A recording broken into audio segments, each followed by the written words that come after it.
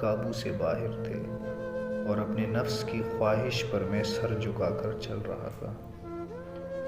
میرے اندر کا شیطان اور بیڑیا جسم کی مہکتی خوشبو کا طلبگار تھا۔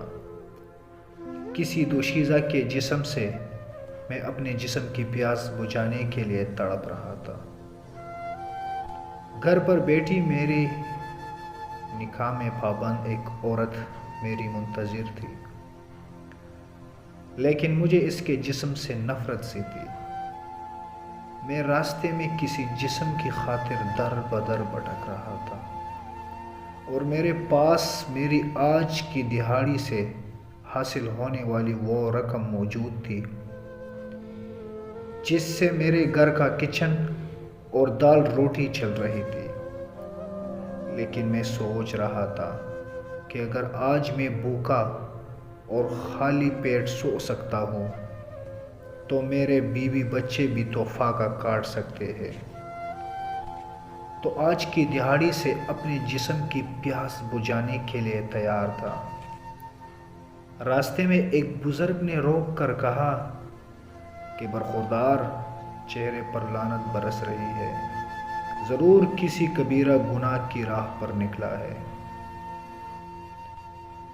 تیرے چہرے سے تیری شیطانیت خوب ٹپک رہی ہے اور جسم سے نفس کی بو آ رہی ہے۔ تو بابا جی، میری مرضی میں جو کروں۔ آپ کون ہوتے ہیں مجھ پر فکرے کسنے والے؟ میں تو تیری رہنمائی کر رہا ہوں کہ شرم کر کسی راہ پر نکلا پڑا ہے۔ جسم کی آگ میں جل رہا ہوں، بجھانے کا سامان تلاش کر رہا ہوں، شادی شدہ ہوں، 3 بچوں کا باپ بھی ہوں، کمبخت، بے غیرت، منحوس۔ شرم کر، کسی چلو بھر پانی میں ڈوب کر مر جا۔ حلال ہوتے ہوئے حرام کا راستہ اختیار کرنا چاہتا ہے، بابا جی نے کہا۔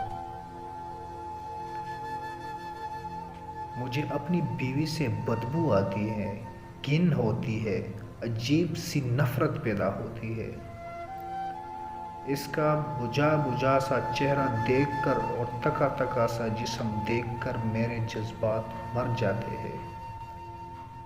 تیرے جیسے مردوں کو حلال میں بو آتی ہے اور حرام میں خوشبو، بابا جی نے کہا۔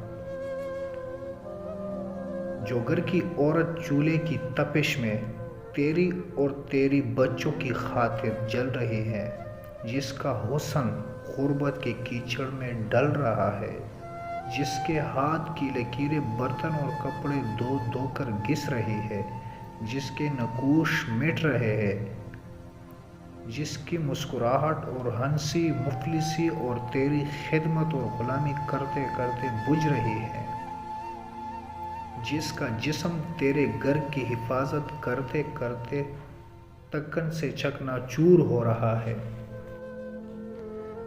جس کی ادا نظر اندازی کی تپش سے دم توڑ رہی ہے، جس کا چہرہ چولہے کی آگ میں جلس رہا ہے، جس کی آنکھیں تیرے خواب بنتے بنتے اور سب کچھ بہتر ہو جائے گا ایک دن، اس دن کا انتظار کرتے کرتے اس کی آنکھوں کی بینائی مدھم پڑ رہی ہے، ایسی عورت سے بو آتی ہے۔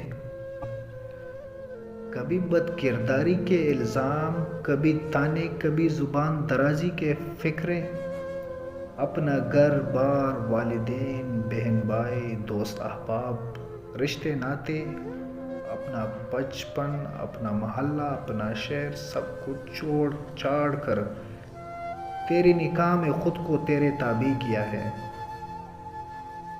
اپنے سارے خواب توڑ کر تیرے خوابوں کو اپنے خواب تسلیم کیا ہے، تیری اولاد کو 9 مہینے تک اپنے پیٹ میں رکھ کر اپنا لہو پلا پلا کر وہ خود ڈھانچہ بنی ہے، سارا دن تیرے گھر والوں کی، تیرے رشتہ داروں کی باتیں سنتی ہے، اپنی تکن، اپنے دکھ درد، اپنی تکالیف کو بھول کر وہ بستر پر تجھے مسکرا کر ملتی ہے، کبھی اس کی مسکراہٹ کو نچوڑ کر دیکھے تجھے آنسو کا دریا ملے گا۔ بے غیرت تجھے ایسی عورت سے بو آتی ہے، تجھے حرام کی لذت نے اندھا کر دیا ہے، تیرے کان اس کی چیخ نہیں سن سکتے، تیری آنکھ اس کے خواب پڑھنے کے قابل نہیں ہے، تیرا ناک اس کے جسم سے آتی حلال رشتوں کی خوشبو محسوس نہیں کر سکتا۔ لا علاج ہے تو، جا کر صدقہ کر اور خدا سے اپنی ہدایت کی دعا مانگ۔ بابا جی نے یہ ساری نصیحت اس کم بخت کو کیے۔